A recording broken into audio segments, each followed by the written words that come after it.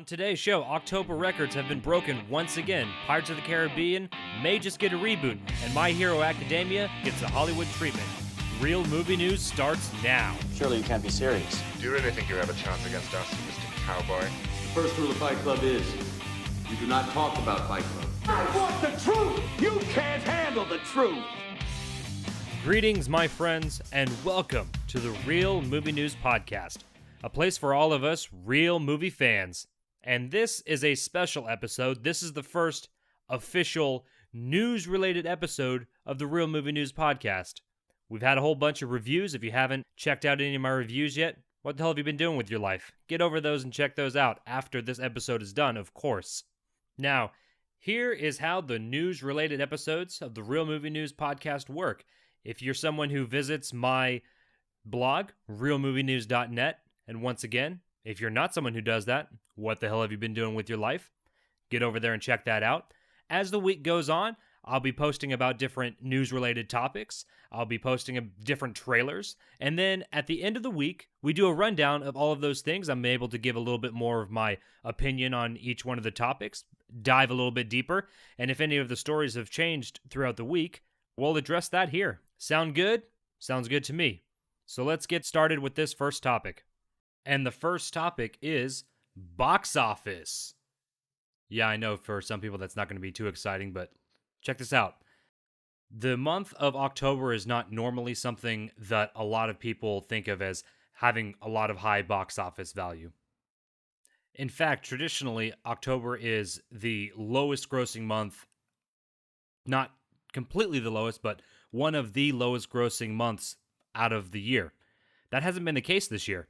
So before this October, the top 5 movies were Gravity, The Martian, Paranormal Activity, Jackass 3D, and Taken 2.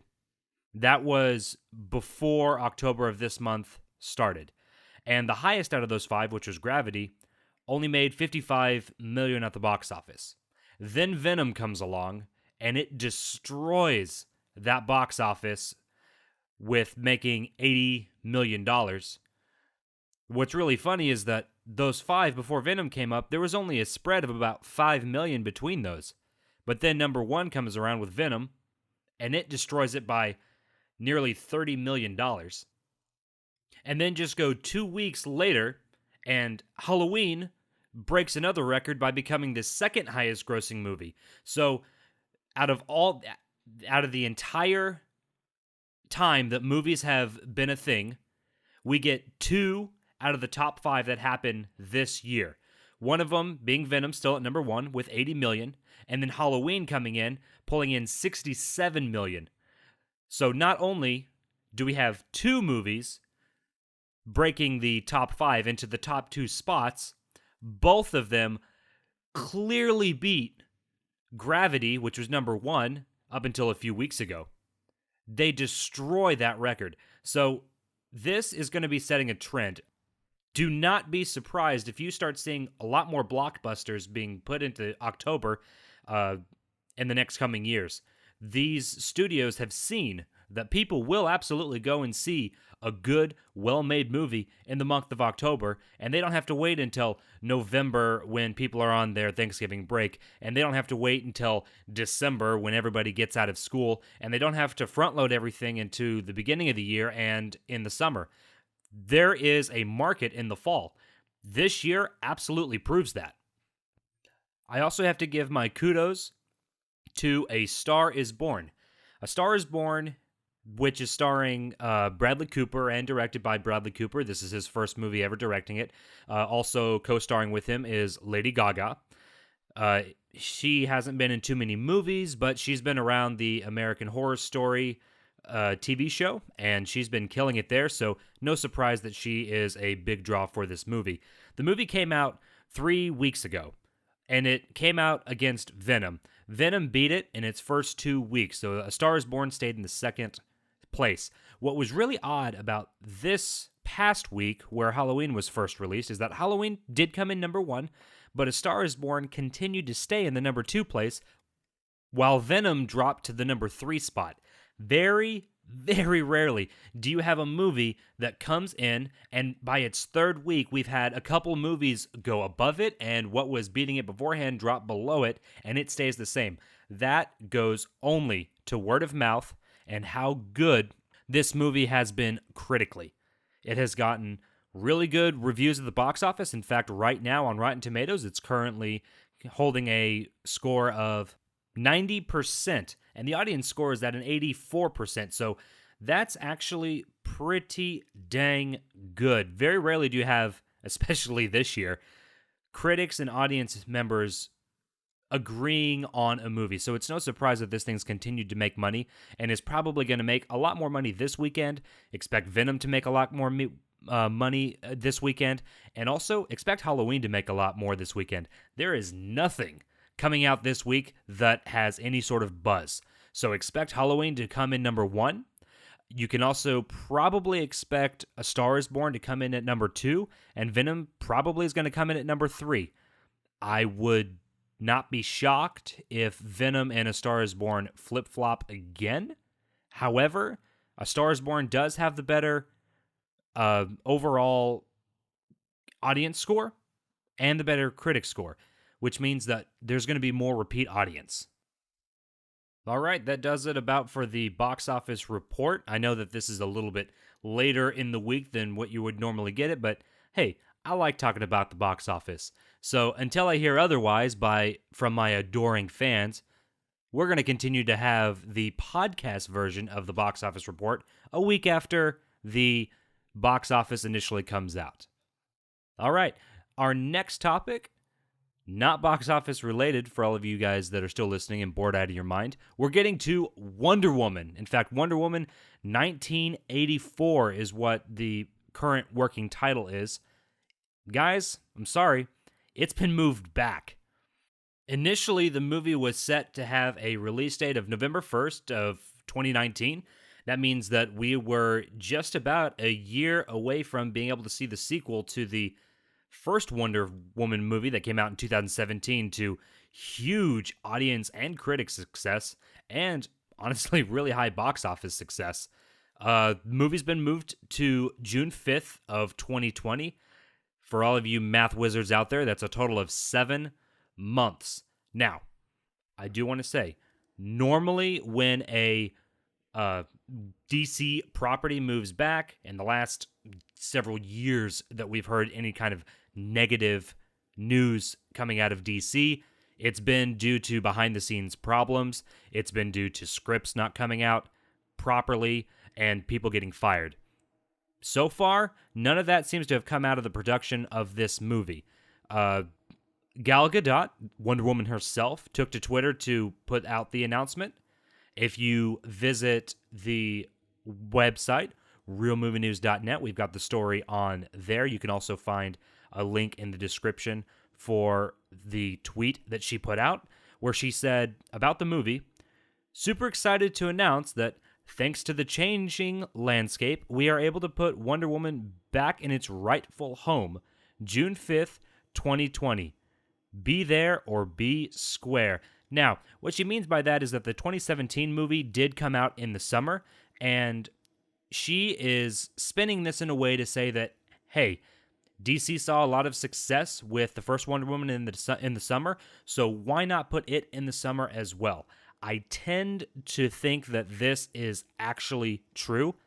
I think that they saw that in November, that's when a lot of the Oscar movies are going to be coming out. It's going to have a little bit more of a weirder competition. People are starting to look for those feel-good movies, whereas in the summer, you're looking for those awesome kick-ass superhero movies, and that's where the first one had a lot of success, and that's where they're thinking this one is going to have a lot of success. In fact, just moments after Gal Gadot tweeted out her tweet, Jeff Goldstein, who is the Warner Brothers president of domestic distribution, he's the guy who is in charge of getting the movie out here in the U.S., backed her up by saying, "We had tremendous success releasing the first Wonder Woman film during the summer, so when we saw an opportunity to take advantage of the changing competitive landscape, we did. This move lands the film exactly where it belongs." And like I said, I agree. I don't think that this is any kind of a PR cover-up in order to alleviate any stress that the fans may be feeling over the changing of this movie. I think that we can all sleep calmly tonight, knowing that Wonder Woman is still in really good hands. It's being directed by previous Wonder Woman director Patty Jenkins, and she's going to keep this train going. This gives them enough time to make a little bit of polishes on the script. It gives them a little bit more time to shoot some better scenes, to really work on the CGI, and I think that we're going to get a really good product out of this. So no need to worry, guys. This change for Wonder Woman does not spell despair. It spells success. But you know what's not having success? The Pirates of the Caribbean movie, which is currently in talks of getting the reboot treatment. Yes, that's right, our favorite Pirates of the Caribbean franchise, or not so favorite anymore, depending on where you fall on that line. Disney's looking at getting it rebooted. The movie franchise did start back in 2003. That makes it a total of 14 years that this franchise has been going on. So it's not out of the realm of possibility that they would start looking at this as a potential reboot, but it is kind of strange that they had a movie come out very, very recently, and it still had some box office success, but they're thinking about rebooting it. According to Deadline, who got this report, Disney is currently looking at rebooting the franchise with Deadpool writers Rhett Reese and Paul Wernick. Now, if you were going to reboot a franchise, the people who wrote Deadpool, probably a good bet to go with, especially if we're going to continue to have the zany character that we've come to know the Pirates of the Caribbean franchise to have in somebody like Johnny Depp's Jack Sparrow. It's currently saying that should the reboot happen, producer Jerry Bruckheimer, who's been with the franchise from the beginning, is going to continue being the producer on here. However, they are saying for a fact, if this is rebooted, Johnny Depp will not be a part of the franchise. Now, to any of you guys that actually know what a reboot means, that actually means, duh, you start out with a whole new cast. But is it just me, or would it be weird to have somebody else either play the Captain Jack Sparrow character, or would it be weird to not have Captain Jack Sparrow in the Pirates of the Caribbean franchise at all? His character has pretty much become synonymous with the entire franchise. So much so that they've gotten rid of all their other characters that they created since Curse of the Black Pearl and pretty much made it all about Johnny Depp. Now, I'm going to put my theory hat on, and I'm going to say that Disney is not looking at this due to financial reasons. The whole franchise has made them billions of dollars. I think that they're looking at this because Johnny Depp right now is not a guy you want around your movie. There is a huge stink around him on social media for getting into trouble for multiple things over the last 4 years, between him and his marriage, how he's been treating people on set, possible drug-related stuff, and Disney wants no part of that. We've seen that they're starting to clean house on a lot of their projects, and they probably feel that it is safer for their Pirates of the Caribbean franchise to step away from leaning so heavily on Depp, and the only way to really do that is to reboot it, because, like I said earlier, the entire franchise has centered around the Johnny Depp character. Whether or not that was a good thing or not, personally, I can't stand the last two iterations of Pirates of the Caribbean. I love the first movie. I actually love the second and the third movie, which a lot of critics tended to not like, but I really like those movies. The fourth one, fell asleep through it, never got around to it. The fifth one I saw in the theater, and I just wanted to eat a bowl of razors after watching that horrible, horrible, horrible film. You can visit my review on realmovienews.net if you are interested in seeing what I actually thought of that piece of garbage. They turned Johnny Depp's character into a complete clown, and that's not what he was in the first one. He was zany, yet cunning, and they completely destroyed the character. So I think that it's odd that they're going to be rebooting him and rebooting this franchise. However, I can't say that it's not unwelcome on my part. But what do you guys think about this? Leave a comment in the below this video. leave a comment on my site and let me know. Are you a fan of this franchise? Do you want to see more iterations of the ones that they've been continuing to do? Do you want to see it rebooted? Or do you think that they should just let sleeping dogs lie? Let me know your thoughts. All right, we are moving right along to our fourth topic that came out this week. And this is either going to really excite some people or really piss some people off. They're making another SpongeBob SquarePants movie. You heard me right. SpongeBob SquarePants is getting a third iteration of this movie. And according to reports, this is going to be a lot like the last one, where it is a mixture of live action and CGI animation with SpongeBob and his friends. This movie is being reported as being a origin story for the lovable or hateable Sponge, depending on where you fall on that line. The movie is going to look at the origins of how SpongeBob got his square pants while at summer camp and how he came to come in contact with all of his friends that we all know and love so much in Bikini Bottom. Now, while I may sound less than enthused about this project, I do have to say it makes perfect business sense. The last two movies grossed $140 million and $325 million respectively, so obviously people are going to go out and see these movies. And I'm not the targeted demographic for this. This is for kids, and this is for fans of the previous SpongeBob, the SpongeBob cartoon that's been going on for nearly 20 years now. I don't fall into either one of those demographics. However, what I will say about this project that is really interesting is they have brought the probably greatest composer, one of the greatest composers anyway, that Hollywood has ever seen, in Hans Zimmer, who is going to be scoring this movie. Now, if you're somebody who's asking who the hell is Hans Zimmer, well, sit down and let me tell you about Hans Zimmer for a second. He has scored movies from The Lion King, Gladiator, The Last Samurai, Inception, The Dark Knight, and Pirates of the Caribbean, The Curse of the Black Pearl. I know that if you're listening to this show, you have seen at least one of those movies, and you've probably recognized that the score was kick-ass. So, while I may not be too excited for this movie, I'm absolutely fascinated to see what Hans Zimmer does with this property for this score. Everything the man touches turns to gold. He's got many Academy Awards and many Academy nominations. It would be just really interesting if he was to get some kind of Academy recognition for this film. Personally, I don't think that it's going to happen. However, the man turns everything into gold, so who knows? Maybe we'll be saying here in a few years, SpongeBob SquarePants movie, Academy Award-winning film. It would be absolutely crazy. The film is set to launch in 2020. There's not a current month or a date set for that, so this is a rough estimation that the production company is setting for.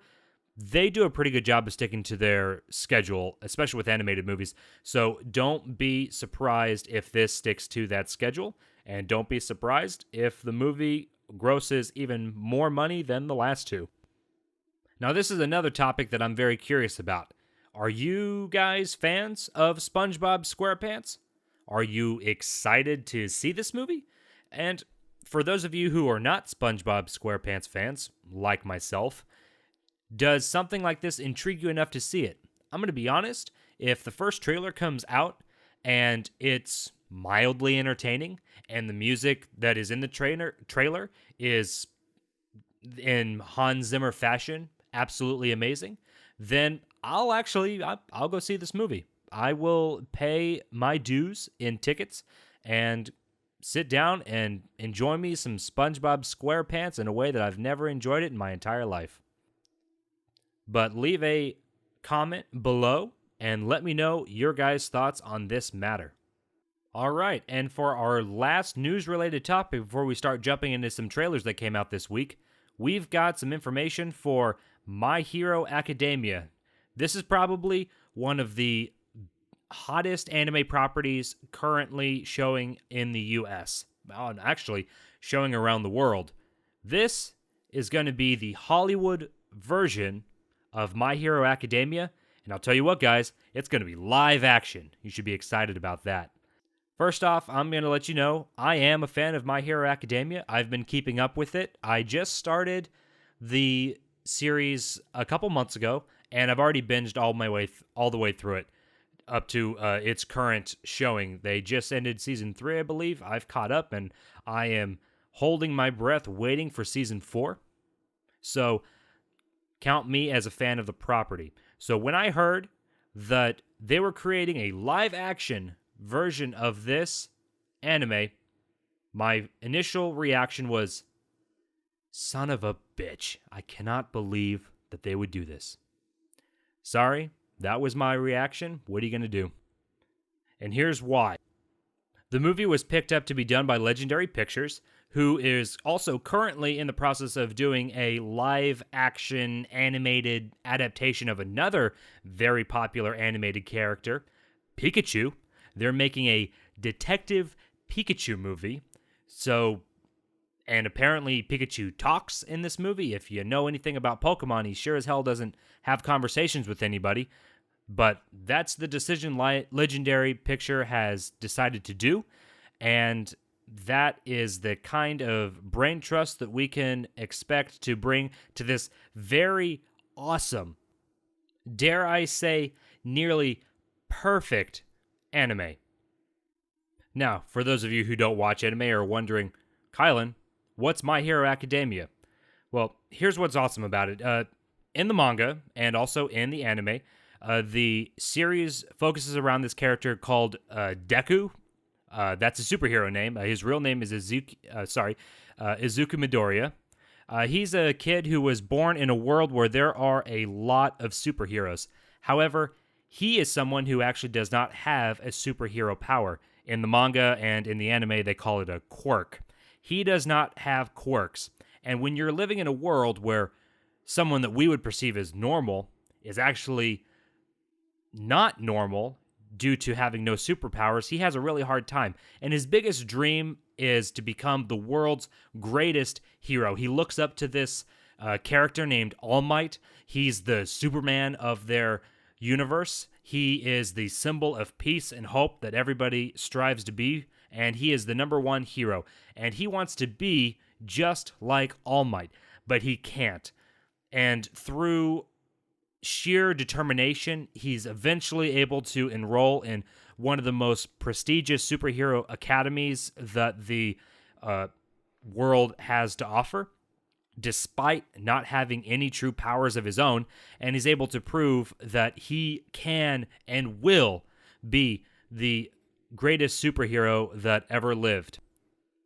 Now, I know that sounds awesome, and that sounds like a movie that would absolutely work in today's society where the big thing to do is superhero movies. But if you have seen the anime, you know that all of these kids and these adults' powers would not at all lend themselves to a live-action feature. There's people in here. There's a guy walking around who looks like a tree. There's women who can change to great lengths, and they've got horns on their heads. There's one really awesome character that I really like that's in the high school who his head is that of a bird. We've got another guy who walks around and he's got many tentacles coming off of him, and his superpower is that he can grow off of these tentacles different ears and mouths, and he can have conversations and listens through walls. This is something that works great in an animated place because it's animated. We're able to suspend our disbelief. But once you start putting something in a little bit more live action setting, if you were to see stuff like this, it would be absolutely cheesy. Think of all the superhero movies that are currently out. We have Groot, who is a walking tree, but all he says is, "I am Groot." And that's it. He's not going around having a conversation with all these other people. To my knowledge, we don't have anybody who is a birdhead, who his shadow is the superpower that he's got, Or we don't have somebody walking around who's a big musclehead and the only way that he can beef up his powers by eating a lot of sugar. Those are really creative characters, but I'm sorry, that's not going to work in a live action setting. Now, I will absolutely give this movie a chance when it comes out.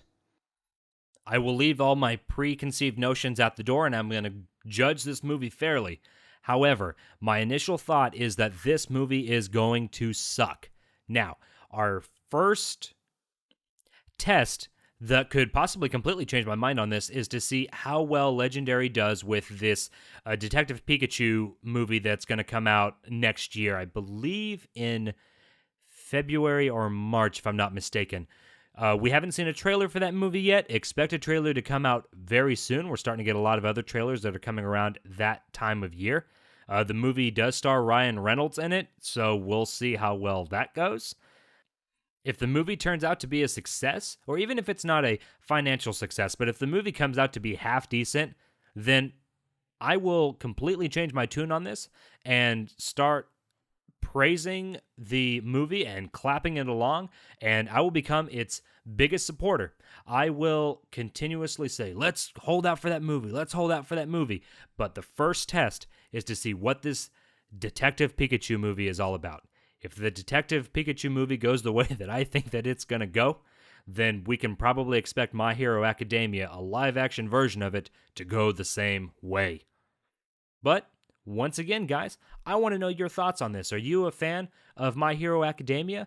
Do you think that a movie in live action could work? I could be completely wrong. Let me know your thoughts on the matter. Leave a comment below and let me know what you think. All right, and that'll do it for the movie news topics. However, we're not done yet. What I want to be able to do every weekend is that after we've gone over the movie topics, I want to be able to jump into the trailers that came out this past week that I think you guys should go watch. So if you've seen some of these trailers, feel free to comment and let me know what your thoughts on them as I'm going through this. If you have not seen these, definitely check them out. All of them are only a few minutes long, and come back to here and let me know what you thought of the trailer after you saw them. What I'm going to do is I'm going to just list off the different movie trailers, and then I'll give you a small description of each one and talk about why I'm excited for this movie, why this trailer does what it's supposed to do in getting people excited to go and see their films. So earlier in the week, for the first bit, we got a teaser for a horror movie called The Prodigy. After that, we got a whole lot of movie trailers dumped on us at the very end of the week, which is very odd. But after that, we got How to Train Your Dragon, The Hidden World. It's the third iteration of the How to Train Your Dragon franchise. We get a new Liam Neeson movie called Cold Pursuit. And yes, it looks like another Taken movie. And yes, it looks awesome. And the final trailer that I want to talk about today is the final trailer, actually, for Bohemian Rhapsody. It's the last trailer that came out, and it's the last trailer that showed a little bit more humanity for the Queen band. Now, I want to go first back to the Prodigy trailer. I first saw this trailer when I went to go see Halloween. It hadn't dropped yet on the internet, or if it had, I hadn't become aware of it yet. And I have to say, this is the first horror movie trailer that actually legitimately scared me. So it's not a huge scare. It's not something that, you're not going to be able to sleep at night, but it's definitely something that sticks with you. Watch it from beginning to end, and definitely turn the volume up just a little bit. Don't blast your eardrums, but definitely watch it. The Prodigy is about a mom who is currently trying to deal with her son, who is starting to show some really disturbing behaviors, some supernatural behaviors, and we've determined that he or whatever is possessing him is evil. Now, I know this sounds like a premise that we have all seen to death 1,000 times, and if they didn't do this one thing, I'm not going to spoil it, but if they didn't do this one thing in the trailer, I would just pass this off as just another wannabe horror film that is not going to do a whole lot of good. However, they did something in this trailer that I personally have never seen before.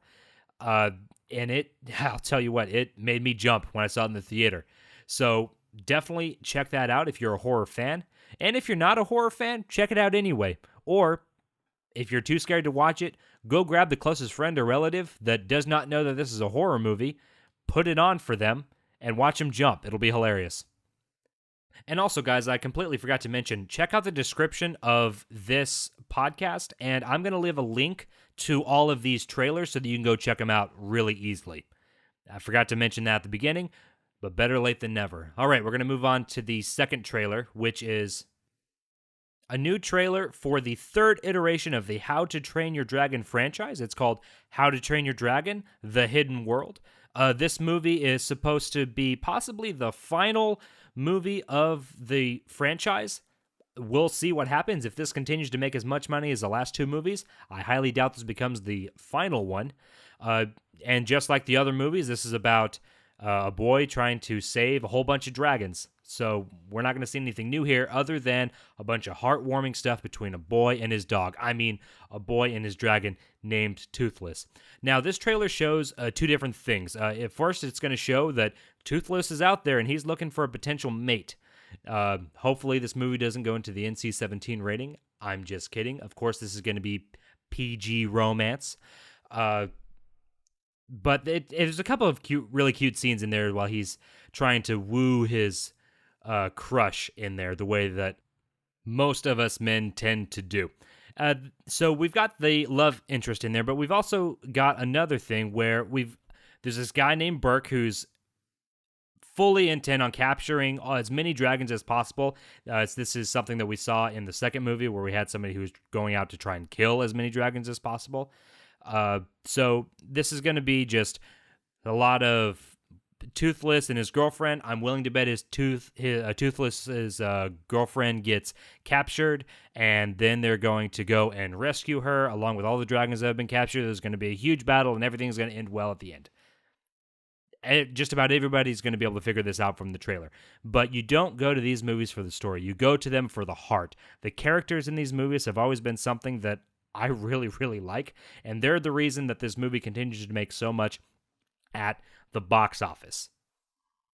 There are not too many animated movies that have a franchise that can be considered some of the greatest trilogies of all time. The only one I can think of off the top of my head is the Toy Story trilogy, and there's no other animated films that really go into that you can say all three movies in the trilogy were great.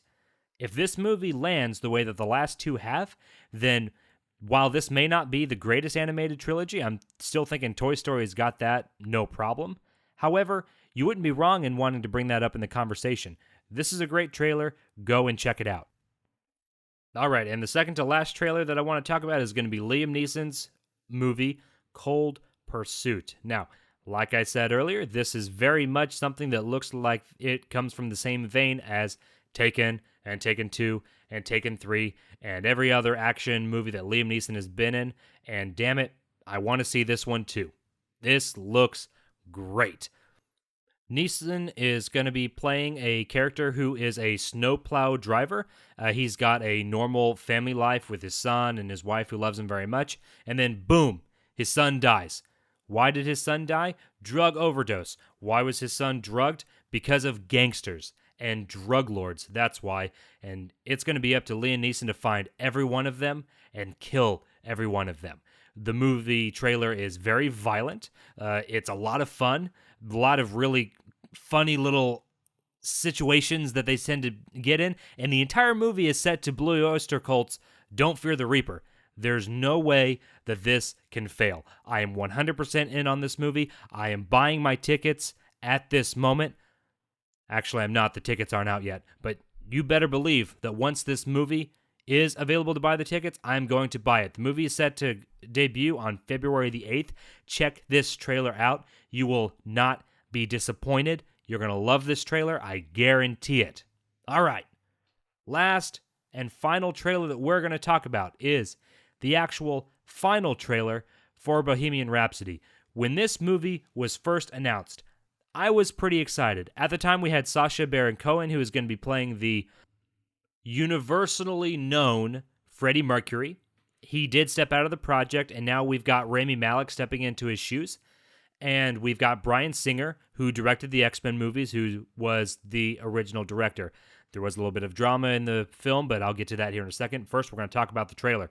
This trailer was awesome. If you've seen the last couple of trailers that have come out for Bohemian Rhapsody, then you know that the trailers centered around a lot of the performance, the stage, the music. This one got a little bit more personable. This is the first trailer where they show and talk about Freddie Mercury's sexuality, which was a big thing in the 80s. Was he straight? Was he not straight? But he was married. What was going on there? We also saw him talking to his family about his name change to Freddie Mercury so that he would better be able to be recognized and be accepted, ultimately, by America and by the European crowds. It's unfortunate that that had to happen. However, it was the 80s. What can I say? And it is for those things that we see in the trailer why this trailer works so well. The last couple focusing on the really fun part of Queen, but this one still sticking to that fun stuff, but showing that the movie is going to be a little bit more of a personal look at Freddie Mercury, the man. Somebody who was so eccentric and so larger than life. Somebody who could capture an audience like many couldn't. There are hundreds, if not thousands, of people out there who claim that Freddie Mercury was probably the best frontman of all time. And there's definitely an argument to be made for that. And this trailer shows that, not only in his musicality, not only in his ability to work a crowd, but also in his humanity, what he had to do to become the infamous and legendary Freddie Mercury, the singer for Queen. This movie is going to be coming out on November the 2nd, and I've already bought my ticket for that, and that's not a joke this time. I do have my ticket to go and see Bohemian Rhapsody. Check out this trailer, and let me know what your thoughts are on it. All right, my friends, that does it for the Real Movie News Podcast, The News. I had a lot of fun recording this, and I plan on doing this a lot more. Now, before we sign off for today, I do want to hit a couple of housekeeping topics. I had nobody send in any kind of movie-related topics or questions, but hey, that's okay. We're still getting off the ground. One thing that I've been talking about and I've been posting about on my blog, realmovienews.net, is that I want to be able to incorporate a small mailbag session into these episodes. What that means is that anybody who has a topic, question, or you just want to have something discussed on this podcast, you can send me that topic or question to my Twitter, Kylan Real Critic, my first name Kylan Real REEL Critic, or you can go to my blog and comment there, or you can send me an email. The email address that you can send it to is realmoviecritic@gmail.com. Send those in, and we'll start recording those as soon as I start getting some questions. This announcement's never going to stop. I know that some brave soul out there is finally going to step up and say, Kylan, I have a question. I'm going to pick your brain about this. Or, hey, Kylan, I want to know what your top 10 of this genre is. And I'll tell you what, once that brave soul steps up, a domino effect's going to take place, and we're going to have a lot of fun discussing stuff on this podcast.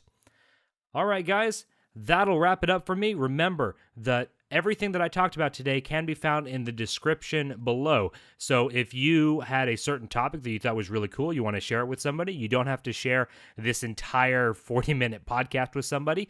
Go to the link that I put down below, and you can find a clip of each topic or the trailers that I talked about. And don't forget to check out my blog, realmovienews.net. That does it for me, guys. Thank you so much for listening. My name is Kylan Riley, host of the Real Movie News Podcast, and until next time, keep it real.